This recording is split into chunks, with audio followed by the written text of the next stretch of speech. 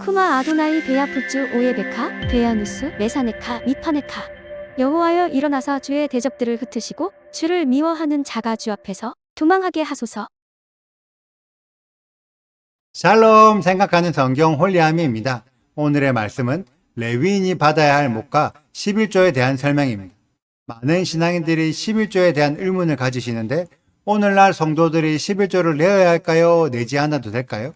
이 질문에 대한 답을 오늘의 말씀을 통해 찾아보시길 바랍니다. 어제의 말씀에서 하나님께 드려진 예물 중에서 가장 좋은 상태의 예물을 제사장들의 몫으로 받게 되는데 다른 식으로 표현을 하면 제사장들의 몫은 하나님께서 주시는 것입니다. 하나님께서 받으신 것들의 일부를 제사장들에게 나누어 주시는 거죠. 그런데 레위인들의 몫은 21절을 보면 이스라엘의 11조를 레위 자손에게 기업으로 주십니다. 다른 식으로 표현을 하자면 레위인들의 몫은 이스라엘 백성들이 주는 거죠.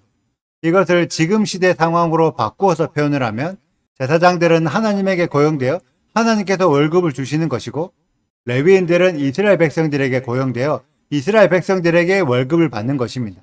그래서 제사장들은 하나님께 더 잘해야 하고 레위인들은 백성들에게 더 잘해야 하죠. 그래서 레위인들의 가장 중요한 사명은 이스라엘 백성들을 관리하여 성막의 질서를 어기지 않도록 조절하는 것입니다. 그렇기 때문에 레위인들 스스로도 성막의 질서를 어기지 않도록 주의해야 하죠. 이런 내용이 23절에 기록된 회막에 봉사하며 자기들의 죄를 담당한다는 말의 의미입니다. 제사장들과 레위인들 모두 성막에 출입 가능하지만 두 그룹 사이에는 적용되는 규칙이 다릅니다. 제사장들은 하나님을 대표하여 성막 봉사를 한다면 레위인들은 이스라엘 백성들을 대표하여 성막 봉사를 하는 것입니다.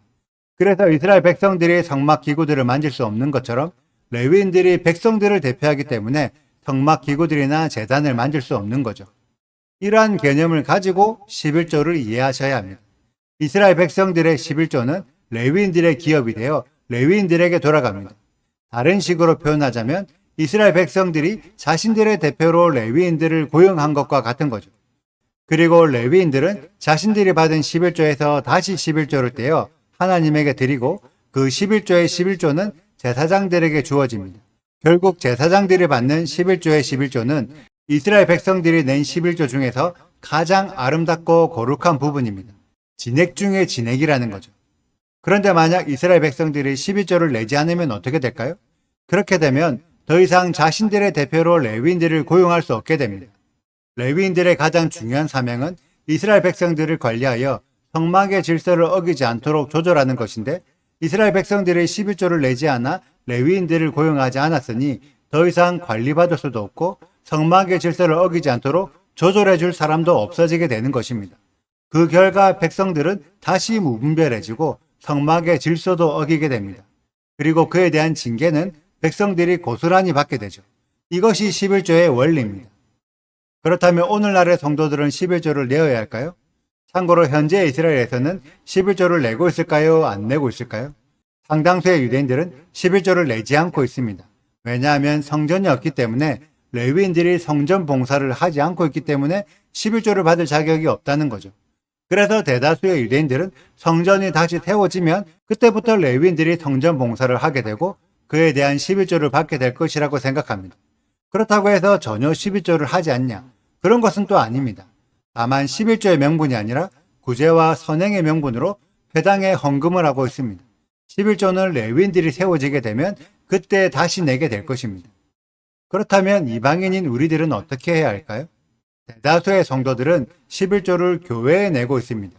그리고 그 교회는 성도들의 11조로 교회를 유지하고 목회자분들이 활동하는 비용으로 사용됩니다.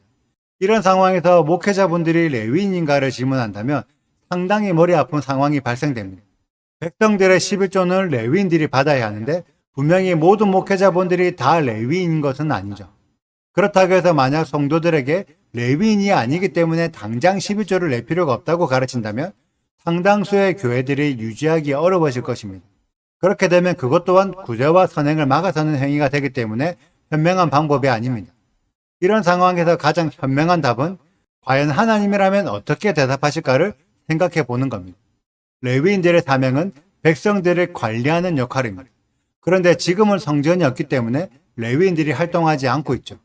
그렇지만 레위인 대신 목회자분들이 레위인의 임무를 맡아서 교회 성도들을 관리해주고 있습니다. 그렇다면 11조와 동일한 원리로 성도들이 목회자분들을 고용하여 관리를 받고 있는 형태이기 때문에 11조에 부합하는 대가를 지불하는 것이 성경적인 방식입니다.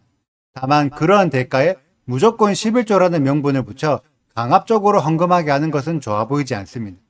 성도들의 자발적인 참여로 11조를 한다면 11조라는 이름보다는 관리해 주시는 임무에 대한 대가로 감사 헌금을 내는 것이 더욱 적합해 보입니다.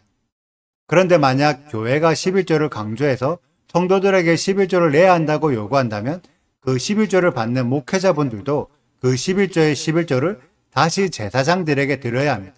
그런데 지금의 목회자분들이 제사장의 필요성을 인정하며 성도들에게 제사장이 세워져야 한다는 것을 가르치고 있나요? 성도들에게 11조는 요구하면서 자신들은 11조의 11조를 제사장에게 드리지 않는다면 성도들은 11조를 내었기 때문에 자신이 해야 할 충분한 대가 지불을 했지만 그 11조를 받는 목회자분들은 제사장들에게 11조를 하지 않았기 때문에 결국 하나님의 것을 도둑질하게 됩니다. 성도들에게 11조를 요구하셨다면 본인들도 제사장들에게 11조를 하시고 성도들에게 11조가 아닌 합당한 감사 헌금을 요구하셨다면 본인들도 그에 합당한 관리와 구제와 선행으로 보답하시는 것이 현명한 교회 운영 방식이라고 생각합니다.